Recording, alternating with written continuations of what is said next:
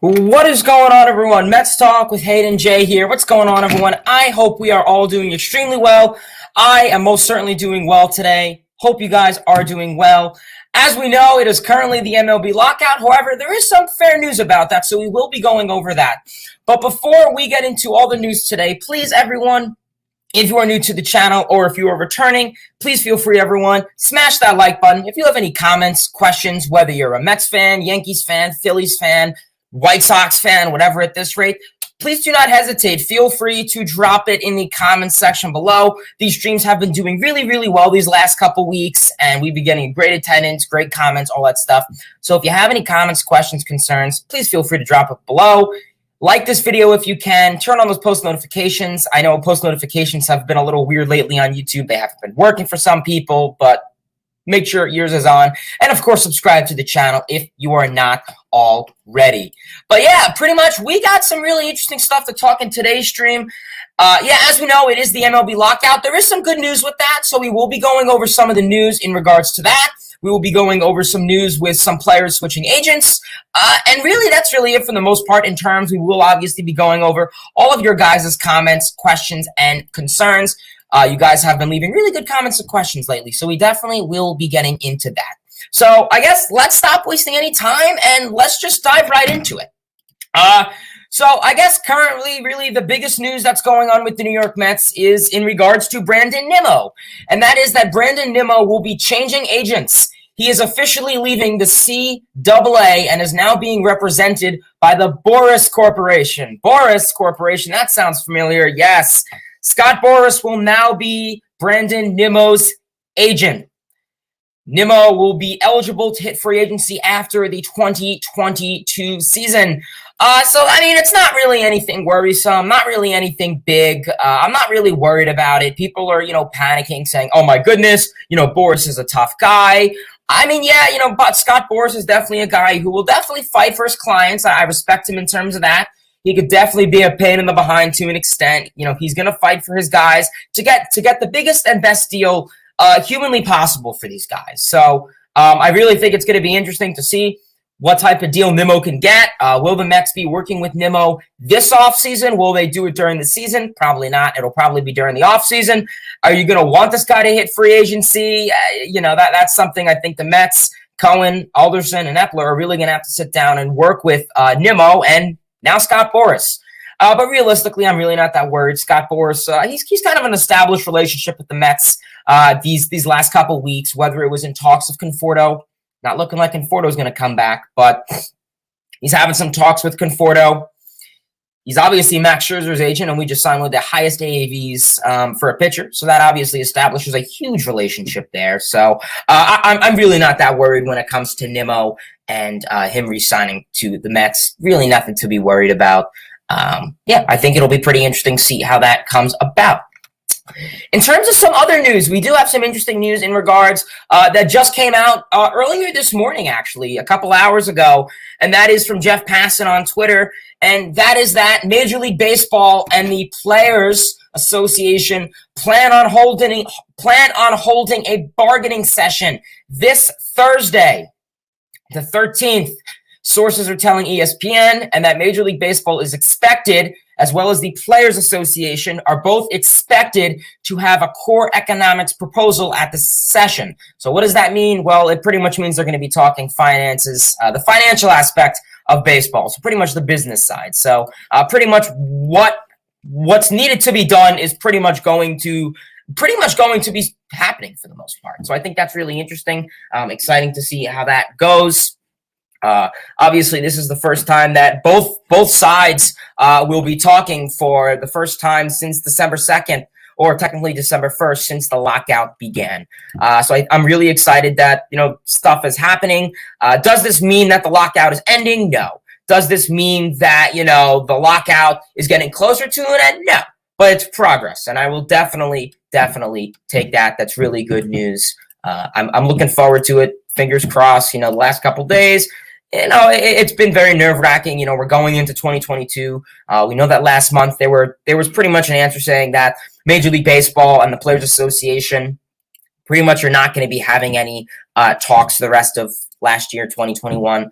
So now it really comes to the pressure. You start to count down the days until spring training, and you really hope that something could be resolved. Because right now, like I say, and like everyone else is saying, right now they're not losing much money.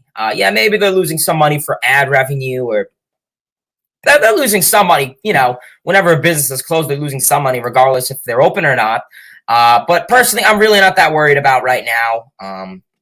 I think, if it's, February 11th and we're in the same situation as we are now, yes, I would be very, very nervous. But right now, like I said, I really don't think there's much to worry about. They have nothing to lose. You don't want back-to-back years of uncertainty if there's going to be a season. We know last year there was uncertainty due to COVID. We know this year there's uncertainty due to the CBA lockout. So yeah, hopefully really things can get resolved. But yeah, I guess that's really in terms of news. So we're going to go over if you guys have any comments, questions, concerns, drop them below. So yeah, I guess we'll say hey to everyone in the chat. Trey, what is going on, my man? Mr. Cool, what's going on? John, what's going on? Jay Boogie says, let's go Yankees. Of course, man. Yeah, of course. Yankees, definitely respect Yankee fans. No worries. Yankees 121 season. I believe it. It's possible. I don't know what the Yankees ever finished with the most, but hey, man, listen, anything's possible. I'll tell you, 115 is hard to get. I think the most of the season was like 108, and I think it was by San Francisco. So 120 wins is possible. 120 losses is possible, but not for the Yankees, I think. But yeah, it's possible, man. Trey, what's going on? Jack in the Box, Kobe, Michael, Kobe, what's going on? Kobe says, first move the Mets should make once the lockout is over. Well, that's a good question. As of right now, there were some talks that the Mets had pursued some interest in a couple guys, whether that is a Chris Bryant, whether that is a Kyle Schwarber, whether that is really just a few amount of guys that have really been talked about. For the most part, really, Kyle Schwarber and Chris Bryant are really the big two guys that really stand out there as of right now. Mets haven't really had any talks with Conforto to our knowledge. It could happen. People say, oh, well, there's no talks. Well, there's no news being reported on it. We don't know what goes on behind these closed doors. No one knew that the Mets were talking to Schwarber really a whole lot before the lockout. There were some allegations that the Mets and Bryant were talking, but not to an extreme. And then it came out during the lockout. No one knew McNeil was going to be in a wrapped-up trade possibly until the lockout. So, a lot of news gets broken, whether it's accidental, intentional, really when there's nothing going on. So as of right now, Chris Bryant is definitely a fair shot. The Mets have been pursuing interest in Chris Bryant since pretty much last year's trade deadline. So, I'm not going to say, oh, he's definitely coming to the Mets now. Well, it's been quite a bit. So I'm not going to jump on that train saying, oh, yeah, Bryant's a Met. Let's go. No, we're going to have to see how that goes. Realistically, what I think Bryant is most realistically my favorite candidate. As we know, he is going to be 29. That's prime age. I really do like that. As of right now, Mets, I think majority of their roster is prime guys. They don't, in the past, they've always been known to have this veteran squad, and now you really have to an extent, a prime core. I'm not going to say a young core, but really a prime core. So I really think that's interesting. Bryant, he's a utility guy. You could throw him at third base. You could throw him in left field. You could throw him in right field. You could throw him in center field, arguably, if you want to make a case. So I think that's really interesting. We'll see how that turns out. In terms of his offensive approach, he could easily give you 25 homers. He could easily give you 75 RBIs if you really want to say. But I think most importantly, what I like about Bryant is that, he really qualifies for my 3 rules of the Mets offense. And if you guys don't know what that is, pretty much last year during my season, my series recaps and summaries, I had 3 things. And it's pretty much if the Mets were facing a pitcher that was a lefty, had a primary pitch as a fastball, with low velocity, the Mets offense was pretty much screwed. And Bryant pretty much succeeds in all those aspects. He hits well against lefties. He hits well against fastballs. And low velocity, maybe, I don't think that's like a big thing of him, but I guess good for him if he could. Yeah, that's not like the end of the world, but yeah, we'll definitely see how that goes. Marco, what's going on? Marco says, I hope this lockout ends soon. Yeah, absolutely. Realistically, nobody likes this lockout. It's very unfortunate regardless. It's the same thing now. What else is new? Cal, what's going on, man? Yes, we will be going over those in a little bit. I will go over those. Trey says, Smith needs to be traded. He will not grow in New York. He deserves to start on a weaker team. Most players in Dom's shoes in the past have done better on other teams. Justin Turner, Daniel Murphy. Yeah. Realistically, I wouldn't know how much I could. Yeah, I mean, I would put him in that category. Really, I feel with Dom Smith, he really doesn't have. He has, to an extent, some talent. As of right now, it's really just been talent that we have seen off the bench.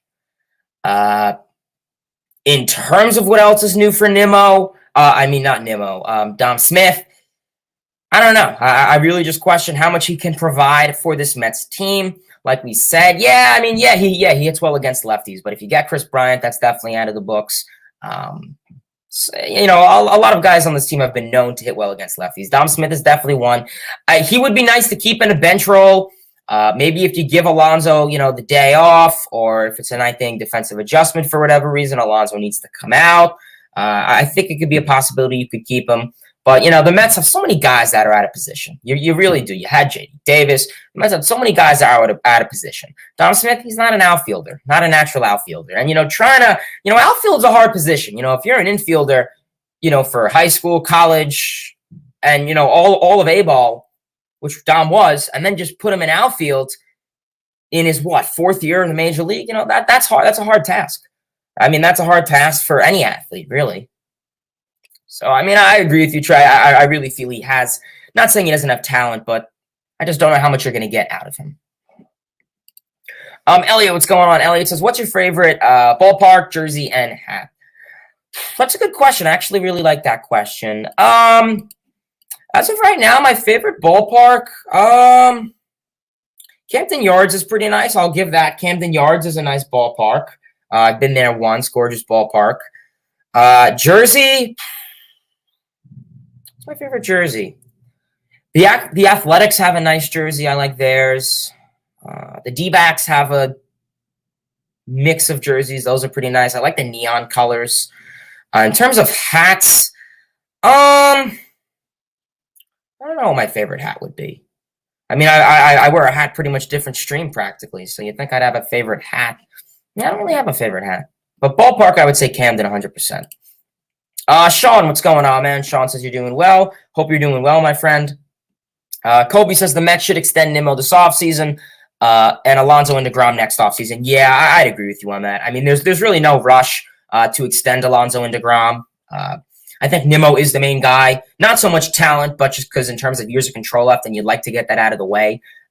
Pretty much just for the most part, because Nimo is set to be a free agent 2022, where DeGrom and Alonso are until 2 years after that. And then we're talking pre-arbitration. So, I mean, the odds of that actually going through is very rare. But, you still always got to be safe. So, I'd agree with you 100% on that, man. I'm not rushing.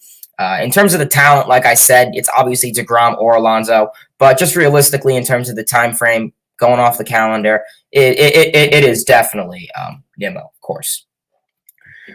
Trey says, I think signing Rodon and Kikuchi starting pitching would be solid signings. Not big on dumping prospects. Plus, we have to trade Dom or McNeil. No room for both. Yeah, that's pretty much what it seems for the most part right now, is that there's really no room for both of these guys. And, I mean, like I said, especially, if the DH comes, most certainly that there is going to be room on this roster. And it seems the DH is going to come 100%. Hopefully the MLB, so the Players Association and MLB can work on something like that. But in terms of your starting pitching, yeah, I'm assuming you mean Kikuchi. I'm not really crazy about Kikuchi. I've never really liked what he had, to be honest with you. Yeah, I mean, like I said, I've never honestly been crazy about Kikuchi. He has a nice fastball, nice movement. But personally, I just feel he's another spider tack guy. He had a good first half, and then in the second half, he was really just his typical average pitcher. Nothing crazy, but also, I mean, nothing good. Really just the definition of an average pitcher. So I'm not crazy about Kikuchi. Rodon, I do like Rodon. He really does have nice stuff left. He's prime age. I think he's 29. He does have some nice pitches. He has a nice pitch mix. I really like his stuff. The velocity took a little bit of a dive last year. When we saw he got fatigued a little bit, which practically half of the Mets rotation did. So, but realistically, as a player, I think he's an awesome player. It's no judgment in his player. It's just his health that I would, I guess, really be my only argument against bringing in Carlos Rodon. He's played 5 years in the major league level, and this year was his first and only healthy year with the White Sox, where pretty much he played a full season. So, people were, and him and his agent are, want a 5 to 6 year deal. So not so much a long-term deal, nor a short-term deal. They want a relatively fair, adequate deal, 4 or 5 years. And I think that's doable for a team and for any pitcher. But for a guy who has only played one full season, and it wasn't even a full season. I think he got hurt towards like 75% through the season. He missed a couple games because he was fatigued. So that's my only worry about Rodon. But realistically, on most teams, I think he could really be a solid 4 or 5 starter. I think a lot of teams could pursue interest in him. Definitely, questionable if the White Sox are going to re-sign him. You need that rotation depth. The Mets are a good piece. The Angels, the Yankees are in dire need for pitching. You got to back Garrett Cole up. You got Domingo Germán still, Luis Severino, but you would like some depth in that Yankees rotation, obviously. So yeah. And then in terms of the signings, not big on dumping prospects, I agree with you. I would like the Mets to preserve their farm system, absolutely. And he says, plus we have to trade Dom or McNeil. No room for both. Obviously they play different positions. McNeil's the guy I would like to keep. Dom Smith, he's a bench bat. You could probably easily replace him. So yeah. Marco says, can't wait for baseball to start. Yeah, absolutely, man. I agree with you. I'm really hoping baseball can get started soon. Like I said, this whole lockout, it's boring. The offseason is boring, but, now we really have no operations going on. So realistically, like I said, I agree with you. I hope baseball could start soon. When it's going to start, well, we pretty much have to question when is it going to start. And it sucks having back-to-back seasons questioning, is there going to be baseball? Last year was COVID, and this year is obviously the CBA. So we'll see. Sports fan says Bobby Valentine is coming back to the Mets. Is great. Love to see him work with the players. What are your thoughts, Hayden? Yeah, right now it's not definite. I believe he may be coming. I'm not 100% sure if that's definite. If it is, my bad.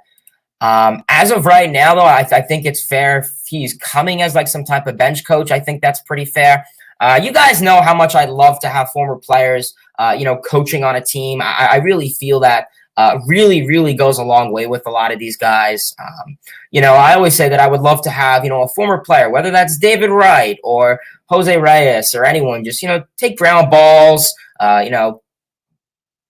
take batting practice, take some guy. Whether it's, I don't know, who's a big guy, I don't know, have like David Wright, go to Citi Field and take ground balls with JD Davis or Eduardo Escobar, talk, he doesn't need to be a coach, but just to have that, I think it's a really cool experience. And regardless, they could learn a two from it, from the fielding and obviously the offensive approach. I think it could be very handful for guys like Davis who are struggling defensively. Davis, he has his complexities with hitting fastballs. I think that could really help. So yeah, hopefully that could be something. Jay Boogie says, I predict the Mets lockout offseason will be Joe Panic, Jake Arrieta, Cole Hamels, Robert Gazelman, and Robert Stock. Well, if it was a high school ball team, I'd take it. But that's a good question. Yeah, that it actually is good that you brought up Jake Arrieta. Yeah, I wonder what Arrieta's going to do. I know he signed with the Padres, and he got lit up. His first start with them. And I want to say I don't think they DFA'd him, or I think they let him go, or I don't know. They did something with him, but yeah, they're gonna have to. I don't know. It's interesting, but I appreciate you tuning in, man. I know you're not a Mets fan, but still. Nimo contract, yeah. So a Nimo. I'm assuming you're asking what a Nimo contract could look like. In terms of what a contract could look like. You would like a long-term deal. How old is Nimo? Nimo is how many years old? Nimo is 28. He'll be 29 when the season starts. 28 going into spring training.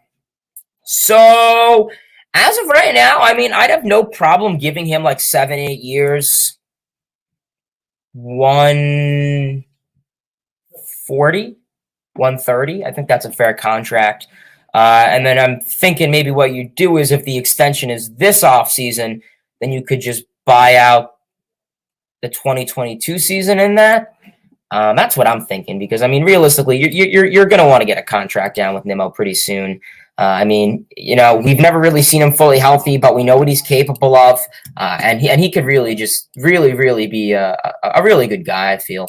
So yeah, we'll see how that goes.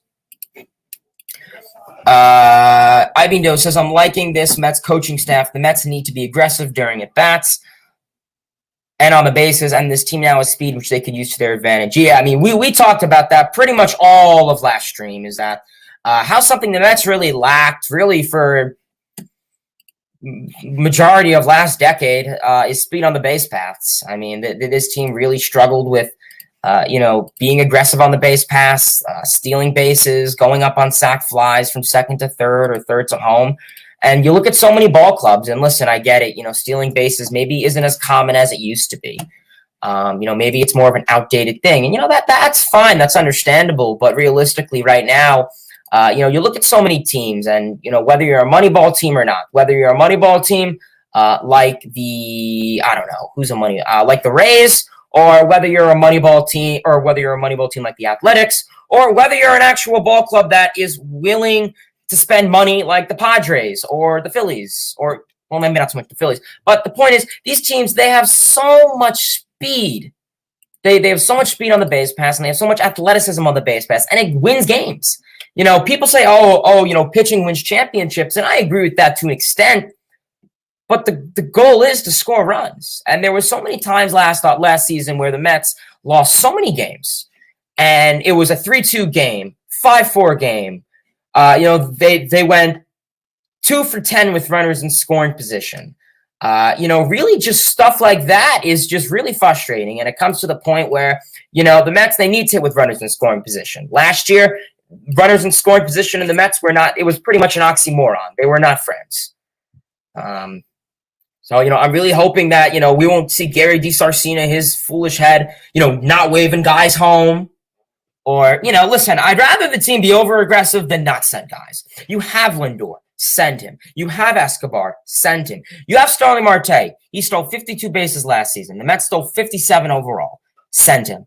I don't think he's going to steal, 50 bases or anything like that, but he could hopefully steal 30, 35, I'm hoping. Maybe send Nimo a bit more. Maybe send McNeil a bit more. I know last season they didn't want to send many guys like Nimo and McNeil because of their leg issues and hamstring issues. I get that. But now they're healthy. Send them. Listen, Alonso isn't going to be stealing 20 bags, but maybe he could steal 3. I think he stole 2 or 3 last year, so that's always a bonus.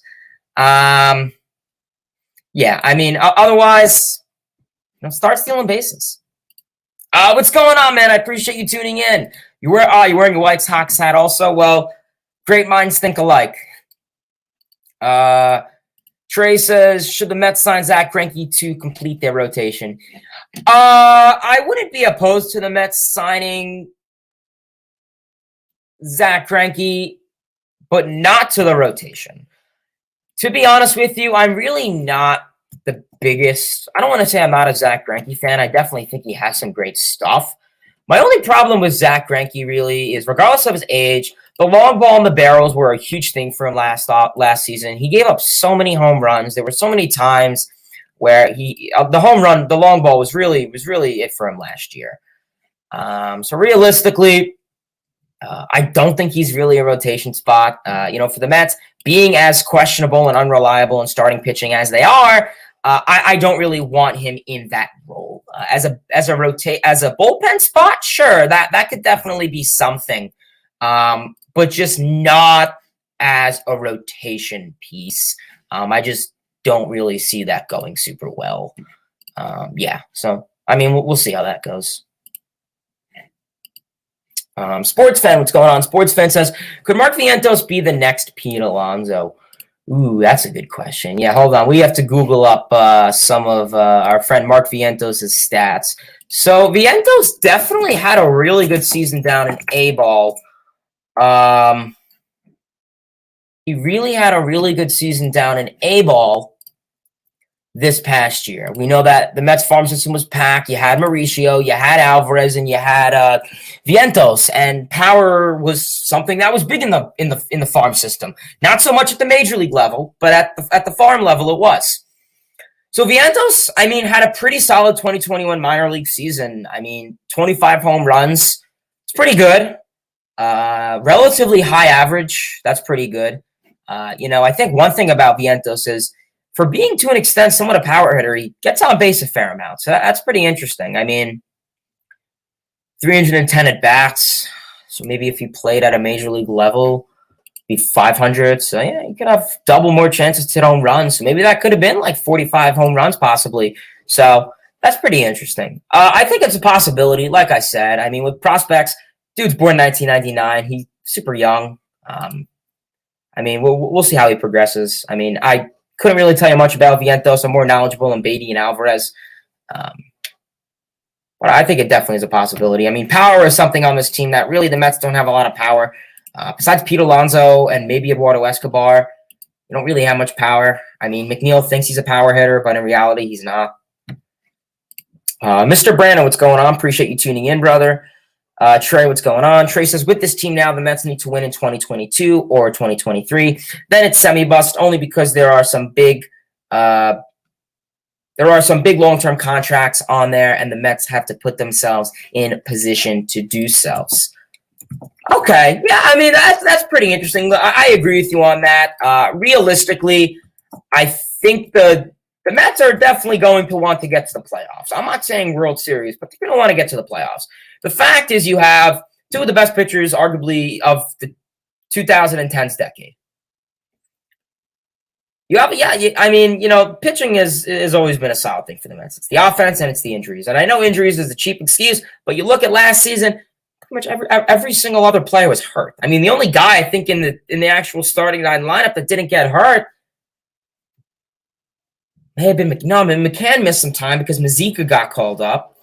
Maybe Dom Smith, or maybe Dom Smith was on day-to-day, so I don't know if you want to count that as the 10-day IL. But yeah, point is, injuries is going to be something. But I agree with you, man. That's interesting. Sports fan says, like I always have been saying about this team, it's not about staying healthy. Without staying healthy, it's all about staying healthy. My apologies, I read that wrong. Without staying healthy, this team will flatter like last year. Yes, they will spend all the money in. It is World Series or bust. Yeah, I agree with you. I mean, like I said, in terms of spending money, money doesn't necessarily buy you championships. I think money keeps and could help championships because if you have Bryce Harper and, Mike Trout and Shohei Ohtani all on the same team and their contracts are about to expire, how are you going to bring them back? So, you need money, yes. But I don't think money is the number one thing that wins World Series. Look at the Rays. I mean, their salary for their whole team is the equivalency of what? The Yankees bench? Smart. He's asking, so who is the Mets bench coach? So, yeah, as of right now, the Mets have selected a couple bench coaches and as well as a third base and first base coach. So, as of right now, the Mets selected their first base coach in Wayne Kirby, former bench coach for the Padres. Their third base coach is Joey Cora. Last name may sound familiar. Yes, he is the brother of Red Sox manager Alex Cora. Their new hitting coach, we know that Chili Davis was fired, and then they brought in Hugh Quattlebaum, who was absolutely atrocious. I don't know what his mentality was. He didn't have a line drive mentality. He had a ground ball mentality or just stand there and swing mentality. I don't know. But the new hitting coach is Eric Chavez, who people have some pretty positive thoughts on, so that's pretty good. And in terms of other bench coaches, they're still looking. But those are, the big three important ones, in my opinion. The first base coach, the third base coach, and, of course, the hitting coach. Mets are currently still retaining Jeremy Hefner. He will be staying with them, so that is very good to hear. Hefner has honestly been one of the few great guys. One thing I was a little disappointed is Davey Joust will be leaving. He was the assistant manager. Kind of upsetting. You didn't really hear a lot from him. We know he picked up a couple games when Luis Rojas got ejected, and I think he had that 2-game suspension or whatever. But I don't know. I've kind of always liked Davey Joust. Kind of upset he's leaving. I don't know why. We'll see what he does. But you know what? It seems that this Rojas shakeup thing really needed to happen. And I really think it's really the best thing for this team, to be honest with you. Trey says, who would you rather back fully healthy, Harvey or Wright? Ooh, that's a good question. Well, if we're talking right now, the biggest thing for the Mets right now, I guess, would be a nice bat at third base. And I guess I'll go with David Wright. I mean, David Wright had an incredible career from 2004 to, I guess, theoretically 2016. If you want to count as 2 games in 18, so be it. But Harvey, you really only had like 2013, 2014, 2015, and then maybe a little bit of 2016, and that was it. He got Tommy John, and then he just went down the hill. So, I mean, I definitely see the comparison that you're making is that both of those guys were really on pace for a Hall of Fame career to an extent. Maybe not so much Harvey, but at least David Wright was. And then, unfortunately, injuries got the best of them. And, you know, that's true, and it's unfortunate that that was the case. But, yeah, I mean, you got to go David Wright. I mean, he pretty much leads the Mets in pretty much every single offensive stat overall. Gallup post, what's going on? He says, love to see Murphy as a bench coach, but that will probably never happen. Daniel Murphy, yeah, I doubt it. I don't really see what experience he has. Regardless of experience, what would he be like a bench, just a typical bench coach? I think that could be interesting. I guess we could see how that goes.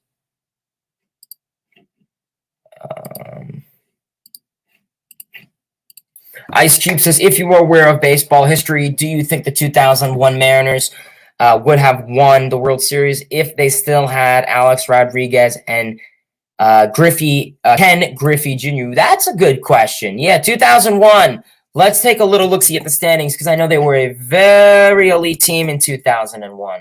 So let's look at the 2001 Mariners. 2000, yes, yeah, it was 116-46 they finished. That is right. One of the best. That's when they had Lou Piniella as manager. Best Mariner of all time. Yeah, Ken Griffey Jr. Yeah, I mean, realistically, I'd probably say it could have been a strong possibility they could have won the World Series if they had them. I mean, Ken Griffey Jr., easily one of the biggest superstars who, I mean, pushed sports back to Seattle and really got the Mariners to the playoff in the first, in the first spot. Let's see how Ken Griffey Jr. stats 2001. Yeah, the Diamondbacks won the World Series that year. That's right. So in 2001, he had 111 games. He had 22 homers, 65 RBIs, 286, 365, 511 slash line with an OPS plus of 124. Yeah, those are good stats. Yeah, I definitely say so. Smart says to Trey, he would say Harvey because he was a pitcher. Not saying I would not want Wright hurt, but if Harvey was not injured, he would still be a Cy Young candidate like his old self. Both were great. Yeah, I mean, like I said, it comes to what would be the best right now, pitching and at third base. Right now, the Mets kind of need both to an extent. But I mean, obviously, as a Mets fan, I think most Mets fans would probably choose Wright just because you had more of an emotional attachment to him. I mean, I got into baseball when he was, I was born in 2002, so 2 years, I was pretty much almost 3 years old when he debuted, so I pretty much grew up with him. Trey says, yeah. Trey says, I hope the Mets land Bryant. I hope so, too. Kobe says, if the Mets were to make a trade, with what team would you say is a team likable to trade with? I mean, the Athletics, I think, are a pretty fair team. I mean, you have that Sandy Alderson relationship. So the Athletics are a pretty obvious team to say. I think the Reds are a fair team. I mean, you have a couple guys on there. Luis Castillo, Sonny Gray. Believe it or not, I heard the Yankees may be interested. I don't really know what that would be about. But so be it if that's actually a thing. I think right now it's really the A's. I mean, the Cubs don't really have anyone. Trying to think of rebuilding teams. The Nationals don't really have many guys that suit an interest. Yeah, as of right now, I'd say the A's is the best bet. Regardless of the relationship with Sandy Alderson, I think you could just get more there. So before we get on to these final two questions, I did want to go over Zips pretty much released the Mets predictions for the offensive thing, and Vientos asked it, and I would like to go over it. So pretty much Zips, it's pretty much a Fangraphs thing, and they pretty much do the projections for offensive, mainly, maybe defensively, but I really just care about the offensive stats for the Mets and all of baseball players before the season starts. So we're going to look at the Mets 2022 player offensive projections. So as of right now, I will be pulling it up. So please stand by for a second. So yeah, this is it. This is Fangraphs. So Fangraphs, obviously, I guess we'll leave it like this. So Fangraphs, obviously, we'll get rid of this because no one wants to see that. Get that ad out of the way. And my computer's going to freeze. Thanks. So pretty much these are all of the batters, pretty much standard stats. We're going to go over the standard stats. In terms of like the OPS plus, maybe we'll briefly look at. But we'll be going over the standard stats for, the basic guys. I'm not going into like Jake Hager and, any of those guys, just like the basic guys for the most part. And this is not the right year. This is 2021. I want 2022. So stand by for 1 second, guys. I apologize about that. I was going to say, because I saw there was like Andres Jimenez on there, and I was like, I don't think that's right. So Mets 2022 Zips. Okay, my apologies, guys. My apologies. Alrighty, here it is. So let's pull this up. We'll get that up. Let's get the screen up. Alrighty. So this is pretty much the Zips projections. We're going to take a little look-see at them and see what they got for the Mets. Obviously, pretty much going into the 2022 season. They do give, obviously, some pitching. Projections, but we're really just going to be looking at the players' offensive projections for the most part. So, yeah, so obviously we know it gives a little brief summary. It'll give everyone's wins above replacement right here. It'll give you like a little depth chart, so I think that's pretty interesting. Cool, I guess. Pete Alonso finishing with a 4.4 wins above replacement. James McCann, a 1.1. Francisco Lindor, 5.3, which is pretty good.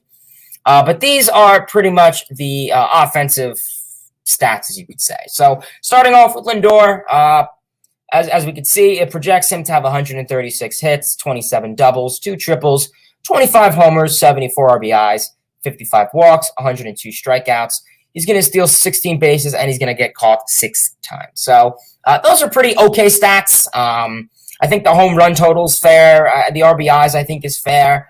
The walk rate, I think, is fair. Strikeout rate is okay, I guess. I would like to see the stolen bases maybe up a little bit more.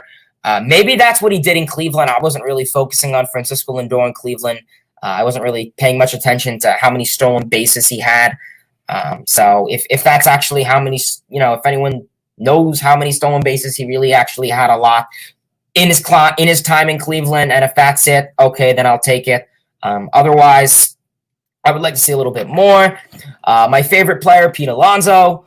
As we can see, it says 145 hits, 26 doubles, two triples, 41 home runs, 110 RBIs, 65 walks, 150 strikeouts, and 2 stolen bases, getting caught 0 times.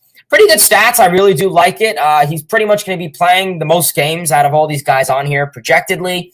The hit amount is pretty good. I like to see 145 hits. That's pretty good. The doubles are up there. I like that, 26 doubles. We've really been seeing Alonso pull the ball the other way a lot of the time, whether it's line drive or keeping the ball on the ground. I really do like that, and this is very annoying. Jeez, these ads on here are very annoying. My apologies. I just saw that, and it's like making me go nuts. Apologies. Realistically, it's back. Realistically, like we said, Pete Alonso, he's been pulling the ball up pretty well. The opposite way, down the line, so I think the doubles could definitely still be going up, so I like that. Yeah, so that's pretty good to see. 41 home runs is absolutely great. He finished the season with 38, I believe, 38. So they have him hitting a couple extra, 39, 40, 41, so pretty much almost 4 more than I think he had 38 or 37, so pretty much 4 or 5 more than the usual. pretty good. I like to see that. Eduardo Escobar, obviously, they have him having 131 hits, 25 doubles, 5 triples, 27 homers, 84 RBIs, 45 stolen bases, and 128 strikeouts. Only 1 stolen base, and he's only getting sent twice. Hopefully that's not the case. Hopefully he gets sent more. I like the home run count, obviously. 27 home runs is pretty good. Realistically, I think, you look at the home run count and, driving guys in, and, it's very, very to an extent in the early teens, double digits, just about, with the exclusion of Lindor, Alonso, Escobar, and, that's really it. You have Jeff McNeil, pretty solid stats here. It projects him to an extent to have a fair bounce back year. We'll look at his advanced stats because that kind of give more of the better stats, I guess, with McNeil and Nimo.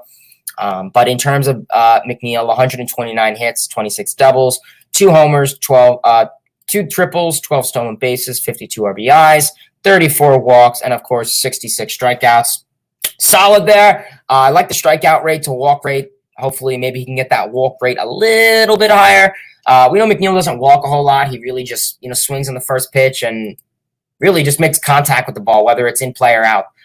So that's pretty solid. Brandon Nimo, I'll look at his advanced stats because if you look at this, it's like, oh, that's terrible. You have to look at his advanced stats. Starling Marte, I like what I'm seeing here. 31 stolen bases. That's what I like to see. Home run count, 14 home runs, 57 RBIs. That's good. 32 walks. Okay. I like the stolen base, 31. That's pretty good, especially if he wants to be a possible leadoff guy or arguably bat second in the order. We'll see how that goes. Questionable what's going on with Conforto. Canna's having a fair season. I like that. And these are really just more so the bench A-ball guys. In terms of the advanced stats, we'll look at that. The advanced stats are a little bit worrisome. I look at Lindor only having a 119 OPS plus. It's all right. If obviously an average OPS for a Major League Baseball player is 100. But realistically, if you're getting paid $341 million, I would like you to get paid a little bit more. I would like you to have it a little bit higher, have a higher OPS plus, but whatever. What are you going to do?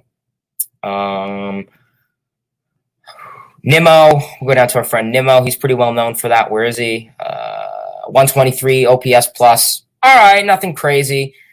Pete Alonso, 138 OPS plus, pretty good. 123 is pretty good, yeah.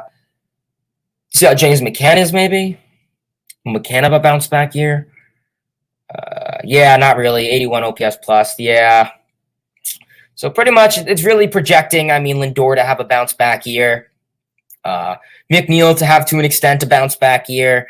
Nimo to have a good year. Marte to have a good year. Canna to have a good year. JD Davis to kind of have an okay year, I guess, to an extent. 225, all right. Alonso's going to have a good usual year. So those are pretty good things. I don't want to spend a lot of time on that. Kind of just briefly look at it, see what everyone else has thoughts on that. LFGM, absolutely. Marco says the Mets should keep their prospects and not have any trades. Get players by free agency. Yeah, I agree with you 100%, man. Realistically, the Mets farm system was ranked 22nd in the MLB, and you would really like the Mets to build their farm system out more. And that's really what I want the Mets to do. Stop doing this trade stuff. The Brody administration really, really kind of destroyed the Mets farm system.